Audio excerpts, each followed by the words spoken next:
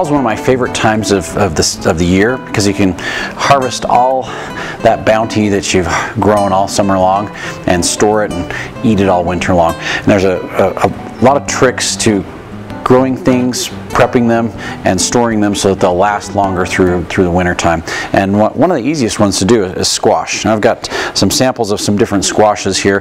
One of my favorites, a butternut. I've got a buttercup squash, which these are two really good keepers. And this is a new one. This is called a kabocha. And the kabocha squash is an oriental type squash, but very tasty, and they keep really well also. Of course, there's a lot of other squashes, you know, banana squash and Hubbard are great keepers as well too. So usually you want to start with a squash that's going to be a good keeper to begin with.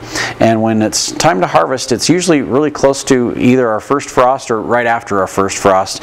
And it just depends on how hard that first frost is. If it's going to be in the low 30s, maybe even slightly into the high 20s, that'll be okay. It'll just kill the vines down. Then you can go out and you can harvest your squash and start to prep them to store for winter. But if it looks like it's going to be a hard frost down into the mid or low 20s, then you want to harvest them before that frost. Otherwise, it could damage the squashes, damage the fruit, and then they won't keep as well through the winter time if you let them get damaged with that really intense cold that they can get sometimes. So, best thing to do is to take a pruner and again, just right after that first light frost or right before a really hard frost, I'll take my pruners, I'll trim off the top so there's about 2 inches of stem left on the squashes.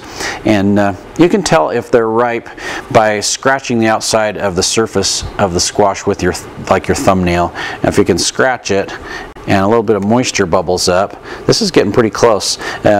You want a really hard exterior skin, so when I scratch that with my thumb, there's a little bit of moisture that bubbles up right in that area, and so it's not quite there. But these squashes are really starting to cure, and when you get that real hard exterior skin, then you know they're ready to go. But if you can still scrape them and get moisture to come up, they're not quite ready. But a lot of times you got to harvest them before they're ready to go. So I'll trim them so there's about 2 inches of stem left on the top. Take those, put them in a warm, dry location. Put them in the barn or the shed or the garage, somewhere where you've got good air circulation, but the temperatures are warmer. You don't want it too cool at that point. And then dry. You really want it nice and dry so you can develop that hard outer skin on the squashes. So then after they've been in that warm, dry location for probably 2 to 4 weeks, just depends on what the maturity is of the squashes when you first harvest them.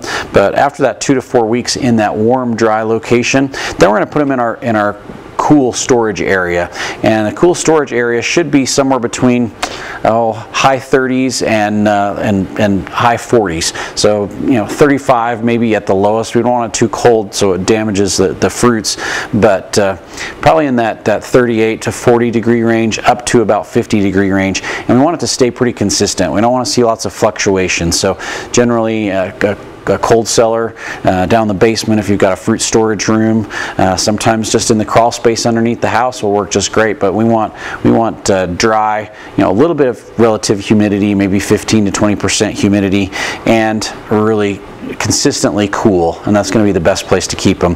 And for squashes, you want them on top of a crate or a pallet. So I've got a little crate right here, but we need that good air circulation to go around the squash through the storage process. And so you want them, sitting on a crate, and that's how they're going to keep the best, is on a crate or a pallet. So they've got that good air circulation, and don't let them like stack on top of each other, but they can be fairly close to each other. But if they're not touching, that's even better. That seems to help so that they last a little bit longer. So really easy to do the squashes.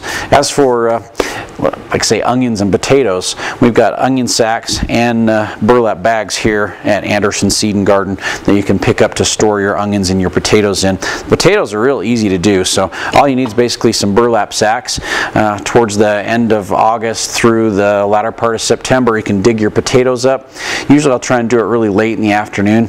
I'll dig those potatoes up, kind of smooth the dirt off the potatoes, a lot of times if we do it late enough, we'll let them sit out overnight so they kind of dry a little bit, because then when you pick them up in the morning, then you can rub that dirt off a little bit easier if there's a lot of moisture there in the soil. But depending on what your weather conditions are and timing and how much time you have, a lot of times we'll just dig the potatoes up, just kind of clean them off, throw them in a bag, and then we'll put them in our right directly into our cool cellar, into our 40 to 50 degree storage location.